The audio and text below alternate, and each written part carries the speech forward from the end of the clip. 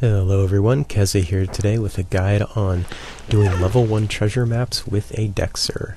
Now I actually didn't build this character for this purpose, but I thought I'd try it anyways, and I kinda like it. The main obstacle of a dexxer doing treasure maps is of course that they are spread everywhere, and it's usually faster to just recall around to them with a mage. But there's actually groupings you can use. You can see here I've actually brought 8 level 1 treasure maps with me, which, I mean, it's a little risky, but if you lose them all, it's still not the biggest loss in the world. They are just level 1 treasure maps. And I've brought 8 because I'm not going to be recalling around a lot. I'm going to be staying in this general area here where these treasure maps are all grouped together and just dig them up one after the other until I am at such a weight that I have to go back and sell items. If you've never done treasure mapping before, you do typically need cartography skill to decode the maps, but for level 1 maps you can decode them with 0 skill in cartography, so this character doesn't have any skill in that, but they do have skill in lockpicking, so that's why I don't need the magery to unlock these level 1 chests. I don't remember the exact number, but it's somewhere around 90 or 100 magery that's needed to use magic unlock to open these. But with lockpicking, I think you only need about 50 skill to unlock these level 1 treasure map chests. When you try to open them, they do set off a trap, just like a lot of dungeon chests. But this character has plenty of hit points, so I never try to disarm it or anything. I just take the damage and then heal afterwards. I do clear the spawn that comes up from the treasure maps, as well as most of the monsters that spawn in addition when you start looting the treasure map. This is partly because, I mean, it just takes a few extra seconds on a dexxer, so I just figure why not, and that way they don't get in my way or get in anyone else's way who's trying to recall around and do this. Now, I actually tested going through this in 2 separate ways. The way you're seeing right now, I am looting just about every single item out of the chest and keeping it. And the reason I'm doing that is because I'm going to actually go back to town and sell those items for, you know, the small amount of gold that they're worth. But after doing, you know, several treasure maps in a row, it's going to build up to quite a few items and add a few K gold. So that's one way I'm doing it here. And then after this, I also tested by leaving the items in the chest and then just looting the 1K gold, the wand, and, you know, any gems or anything that sells for a higher value for its weight. And the differences kind of surprised me, actually.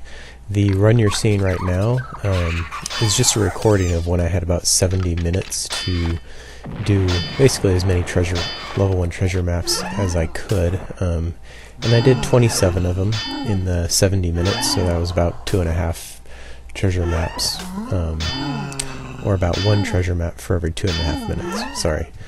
And from that 70 minutes I got about 48K after, you know, all the gold looted from the chests and all the items sold and everything. And that doesn't include any money I might make later on from, you know, selling masks or wands or anything else that came from them. And then the other video here is showing when I was just looting the gold from the chests and the wand, but almost nothing else. And from that run, I did about 80 minutes in that play session, and I did 39 treasure maps, so significantly more. That's about 1 treasure map every 2 minutes, so going through them very quickly. And I thought I'd be getting a lot more money by just burning through these maps really quickly, but after 80 minutes I actually only got 49K, which means the gold per hour is actually lower by trying to do treasure maps very quickly as opposed to dry looting and selling everything from them. And I'm mostly just putting up all this information because other people are seemingly more interested in it than I am. Kind of understandable. I usually find out, you know, what's really good gold per hour, and then I turn around and do something that makes me like maybe 10K in an hour, so I'm not really here to make the most gold. Anyways, regardless of which method you use, if you are trying to make that fast gold per hour, you will need to be selling quickly. When I was dry looting the chests and had a huge bag full of just all kinds of garbage, I have a location I typically go back to in Oklo, and then I just have a sell agent set up through Razor to quickly sell everything that just about everything I have on me, you know. Good thing to know, your weapons and stuff and all your clothes that are equipped, those will not automatically be sold. Now, as you can see, I got about 10k total from that run, and that was a run of doing, I believe it was 6 treasure maps and then selling the items afterwards. Again, the method I find best for this is doing maps that are grouped together. There are actually quite a few areas. There's the 40 through 52, the 53 through 57 ones, and I mean, I'm just going to flash through these. There's a whole bunch of examples. These are mostly the ones I use for my dexxer. If your dexxer has majory, or you just want to burn through recall scrolls going from map to map, that is totally up to you. I will admit the time taken to organize your maps into matching locations definitely adds a bit. It did take me about an hour to go through a pile of maps and organize all of them into the matching locations that you just saw, but I feel like it's just more fun to run around with a character that has a build similar to this. Just do maps in the same location.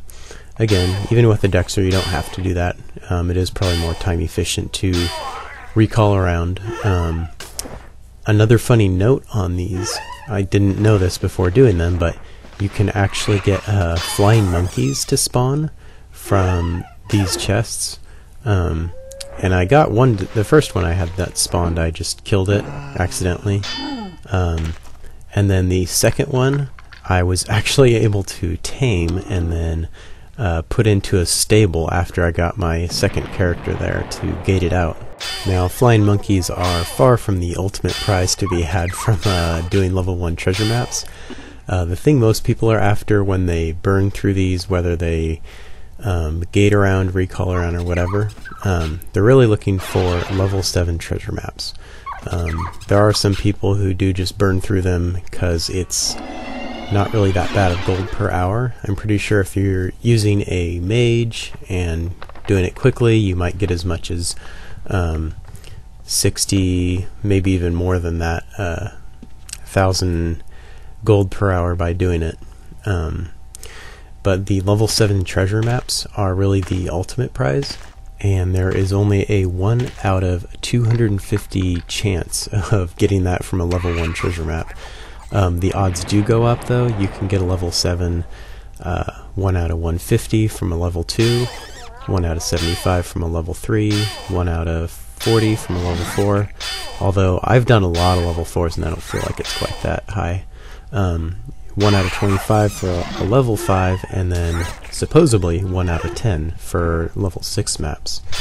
I guess this is covering slightly more than the guide to doing level 1s with the dexxer, but I know not everyone's going to go find the exact page on the forums that lists all that data and talks about treasure hunting in detail.